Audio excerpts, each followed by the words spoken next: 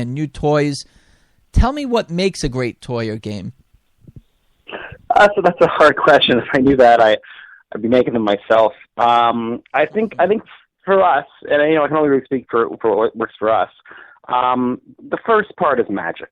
Toys aren't necessarily like other categories. We're not just looking for pure utility. We're looking for real entertainment value. We're looking for stuff that's going to, delight kids and adults. So magic is the first key, and it's finding something that is really new and really exciting, and just make someone sort of take notice. That's obviously the first and most obvious part. The toy industry, though, it is a business, so there's all sorts of different business parameters that come into play. Whether it be the safety of a toy, the potential for engineering, the price of a toy, just the way that it's made. So there's all sorts of parameters that come into there. So you might have an incredible idea, but if it can't actually be made and mass-produced to reach kids, it's not the greatest idea ever. And then thirdly is stuff that in some way will resonate in the mass market. And that means something that has a certain familiarity and makes a certain amount of sense to people, so that when they see it, it's new and it's exciting and it really delights them, but it's not so unfamiliar that they don't understand it. Because as a company who's mass marketing products, one of the most important things is that our products connect with people and that they understand them. So I'd say those three things combined are the elements of a great toy, but there's plenty of room for variations. So, like I said, we see thousands of things a year, and there's a lot of things we see that we love that we just can't make, unfortunately. And every year we're constantly surprised by the innovation out there. So you said the first word was it has to have magic. So when you see something, and right away, is it that, do you get that feeling of magic that you found something special, or is it it's just something else that may be something too similar than what's out there already, or not enough of a change? Do you find that? Well, I'd say, having a fair amount of knowledge about what's been done in the past, I'm a tough cookie to impress. But I think right away when someone shows me something, I know if there's something there. And that magic, it doesn't have to take, I might have a bit of expertise in knowing the history stuff, but you can put it down in front of anyone. You can put it in front of a 5-year-old or a 90-year-old. Anyone's going to be able to tell you if something's cool there. And typically the products that we look for, and the ones in my experience that are most successful, are pretty obvious from the moment you see them. Okay. Many people that talk about new toys and games, a lot of them are almost spin-offs of existing games or toys. Do you find that too often? And what does it take to really make it so it's its own unique game without infringing on something or being too similar to what's already out there? Well, it depends on the company. When you're launching a product, there are certain products that just naturally fit within the context of existing brands and are considerably easier to launch if they're within the context of an existing brand. Other times, a product may be best suited to sort of living on its own. It really depends on the product and the category. I think other companies maybe are a little bit less reluctant to launch brand new stuff as compared to us. Being a younger and slightly smaller company, we're quite aggressive in terms of finding truly new stuff and new opportunities. That said, if you can find something that has a natural bridge to familiarity, a natural connection to the audience, whether it be through an association with one of your brands or through licensing of a third-party brand, like let's say a Disney or a Nickelodeon, that's great too. It's kind of like Hollywood. There's room for Iron Man 3, and there's also room for wholly original stuff. So, I just want to make this point though, Ben. Let's say you have these HedBandz, and can you just describe, you probably have a better pitch than I would describe it, but tell us about HedBandz, one of your most popular games, right? Yeah, HedBandz is a very popular game for us. Just for the sake of context, HedBandz is a game that's been around for a very long time, in its branded form and in its sort of parlor game form. It's a game where a person holds a card in their head that has an identifying picture of who they're supposed to be, and through a series of questions and answers, they try and divine who they are among a group setting. So that game has existed probably, for over 100 years in terms of as a parlor game. Some people may have seen it in that Quentin Tarantino movie, Inglourious Basterds. They play a version of it. So HedBandz was a game that was commercialized years ago. I don't know, it's probably over 20 years ago, I'd say, and has been with various companies over the years, and we just acquired it in the last couple of years because we were always really big fans of it.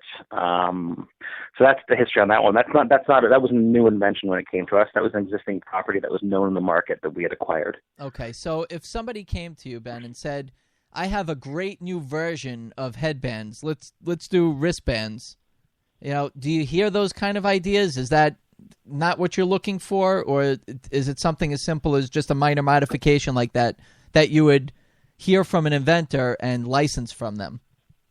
Oh, we certainly might.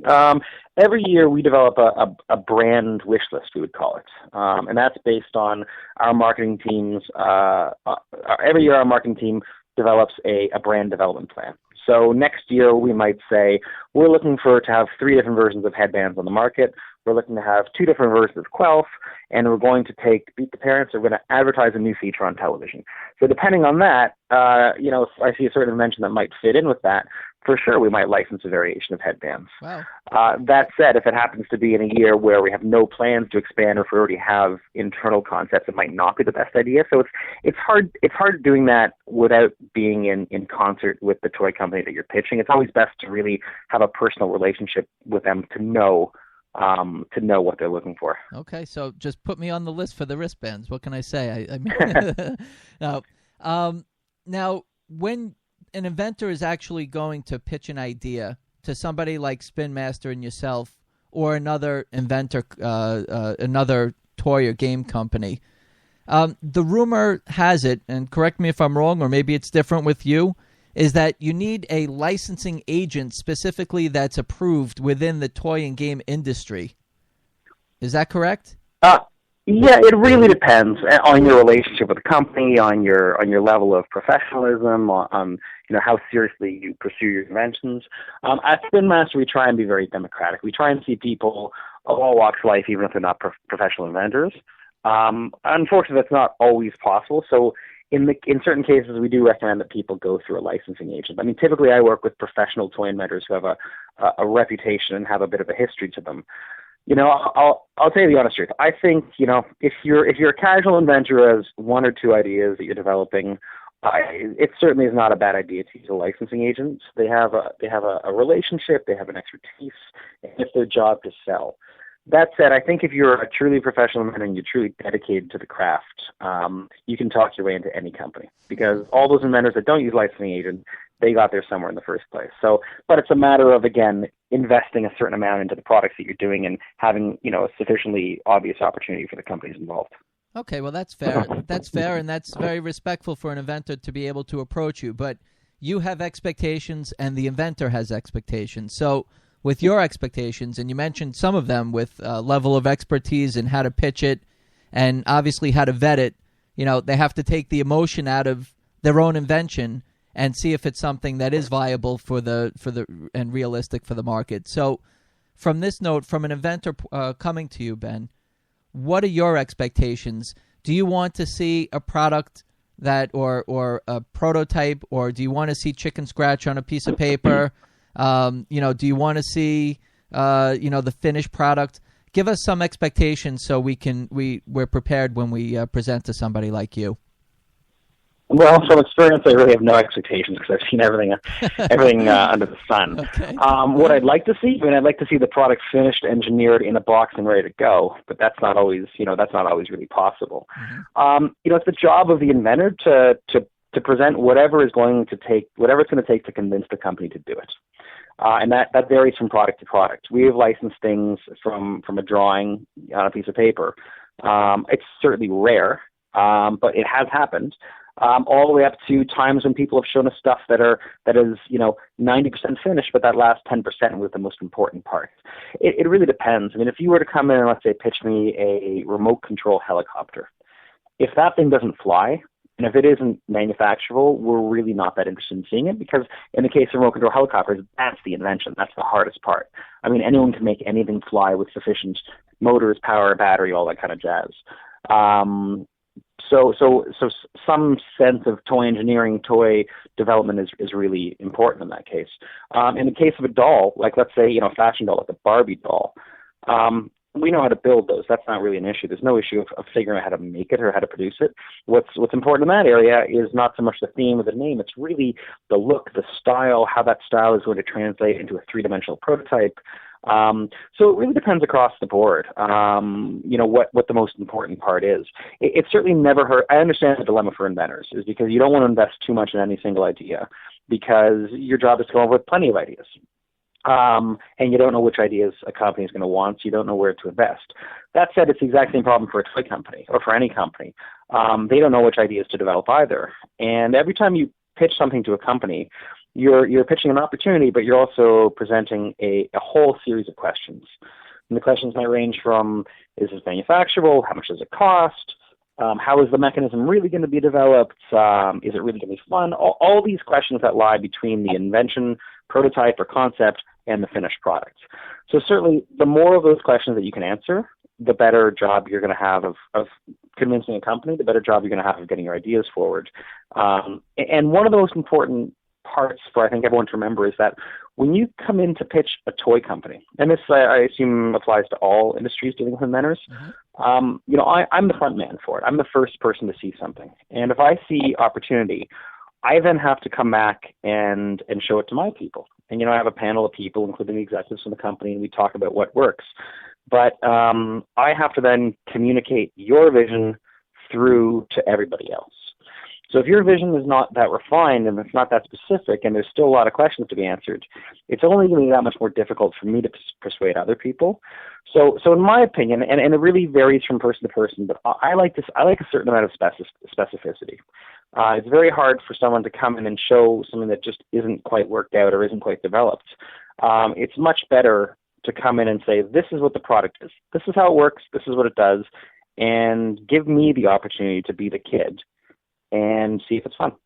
So let's say I have this, you're doing a lot of flying objects. So if I come up with a really cool design for a helicopter, I can present the design to you without having it fly? Is that no? okay? Like I was saying, in the case of a helicopter, it would absolutely have to fly. Okay, that's what I And want. that's what I'm saying. Yeah, because in the case of a helicopter, the invention is getting it to fly. I mean, we could sit down here on the phone and brainstorm 500 ideas for helicopters that each would be good enough to market. A helicopter that does a loop, a helicopter that explodes, a helicopter that shoots lasers. If you can't figure out how to get it made, right. That's the hard part. Okay, so I wanted to be clear on that. Inventors and resources for inventors. If you're listening and you have questions for Ben or Julie, please email me, brian@gotinvention.com. I had a couple questions come in, and I'm incorporating them as we're going through, so thank you for your questions. Intellectual property. Tell us what your take is on that, Ben, and also, since we're broadcasting in the United States, although there are many people that listen in Canada and other parts of the world, tell us about intellectual property when we're presenting an idea to you, how important that is, and what it takes to present to you, being that you're in Canada. Well, I deal with America 95% of the time, and we sell, our main market is the United States. So as far as we're concerned, I don't think we're any different from any American company. In terms of intellectual property, there's a couple of different angles to take on that. First of all, to what degree should an inventor be concerned with any matters of intellectual property? And that philosophically varies from person to person, from inventor to inventor. In my case, I'm not that concerned about it. I mean, it's certainly great if someone does their research to try and make sure that something does not infringe. And to the best of their abilities, an inventor should do that. And that's my primary concern, is not so much as something patented, not so much as something unique, but it's just to make sure that something actually isn't infringing someone else's intellectual property, because that's it's part of our process, but oftentimes we'll go down the road and invest considerable amounts of money only to find out that there's some, conflict that prevents us from going forward. Okay. Oftentimes, inventors will ask, should I patent this? Do you expect us to have me to have a patent when it comes to you? In our case, absolutely not. It's just the toy industry is, you're lucky if a product lasts on the market more than a year or two to begin with. And, for every 10 inventions that an inventor comes up with, they're lucky if they license one. So the idea of patent everything you're doing is really not that worthwhile. Now, there are certainly times when inventors come up with something that's truly unique, truly proprietary, that's going to have a real benefit in the toy industry. And in that case, I'd recommend wholeheartedly, if you think there's value in it, go ahead and patent it. Likewise, in the case of something